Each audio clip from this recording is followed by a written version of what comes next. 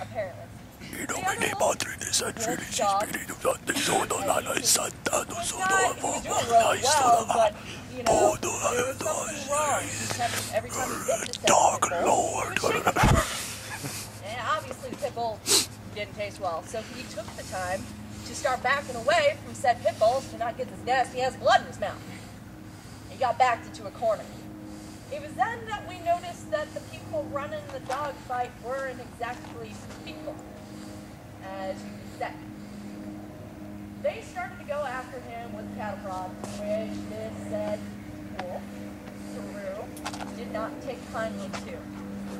Once they shocked him, said Guru, which we later found out was our friend Berkshire here, decided that he didn't like it.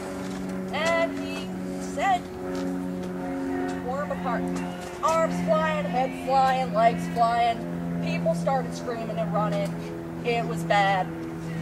So, as this wolf was tearing apart, is what I later found out, because they didn't look exactly human, like I said. They were a bit pale, and we found out they were leeches. About 10 of them. After all the people got out of there, we decided that we needed to get our friend Bert here out of there fast. So I ran and got the car. Lost Highway here jumped in. Did the fray, try and get said cub out of there. I went and got the car, brought it in, hit a vampire on the way. Thank you. Very flourishing, I might add. Threw open the doors and he started running. He picked up Bert here and started running for the car.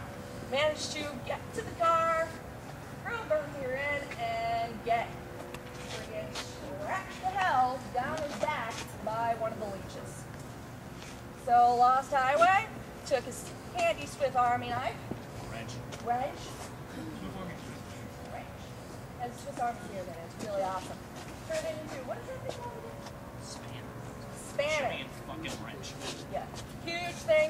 Took it, clubbed the leech over the head. Leech was obviously fucked up then. Took a couple of back steps. Hopped in the car. As he was closing the door, we screeched out of there. Bert here was kind of flat in the back seat because he had gone through his change and obviously had finished.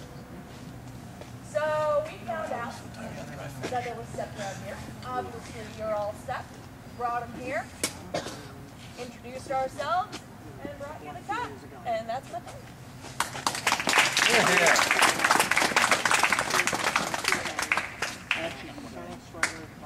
Uh-oh. First sheriff to kill to the greatest in station, oh great alpha. Polaroid picture of a bunch of naked cops. That's kind of disturbing. Oh, I was done, I just forgot about it. Really? Yes, yes it is. I would like to hear the epic tale of our trip to the Everglades. Though I'll tell half of it. I will. Okay.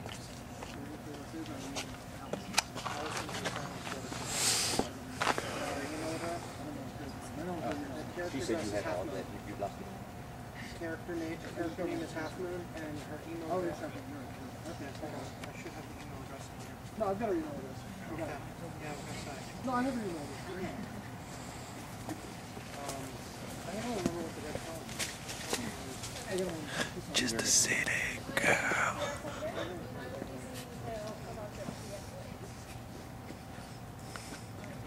Just a small town girl. Had heard the coffin pop from Living in a lonely world. of Twilight's vengeance. She Eagerly took a stepped forward midnight to lend train going. We decided to defend our own selves. We left our trip and headed for the daughters of Sacred View.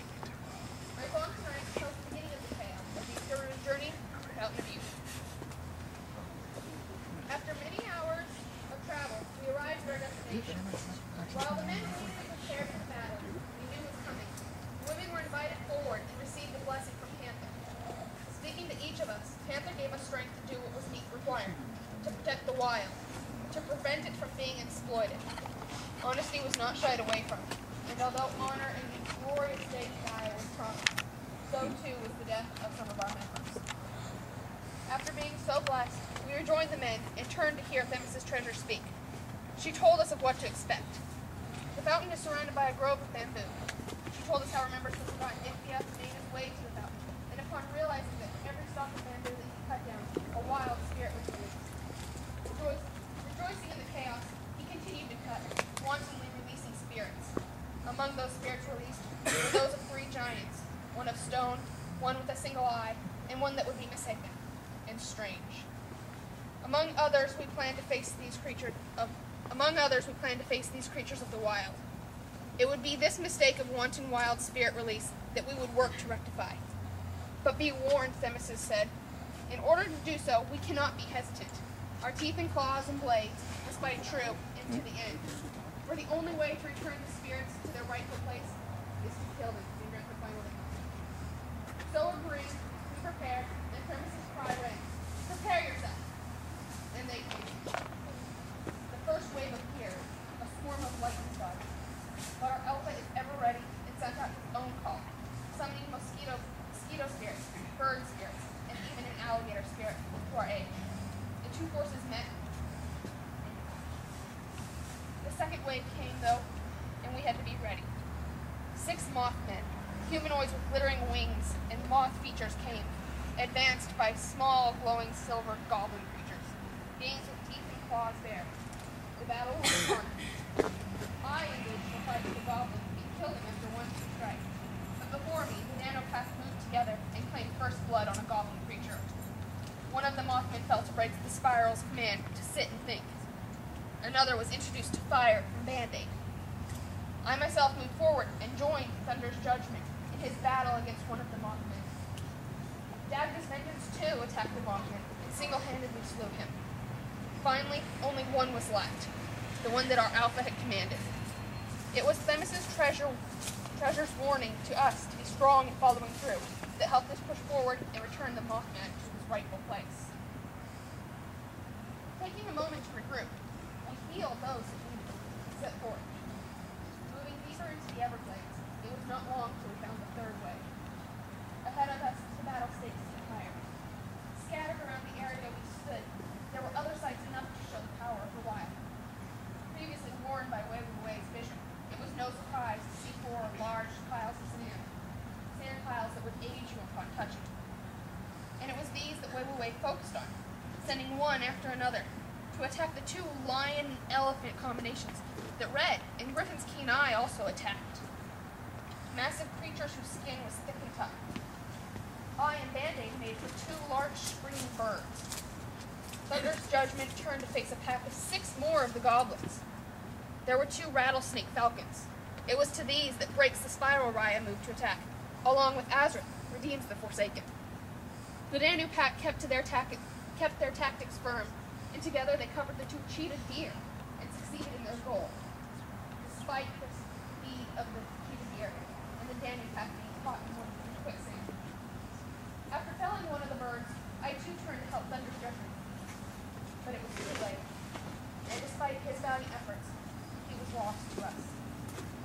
But it was not without a fight that he was gone. Of the pack of 6, I faced only 3. You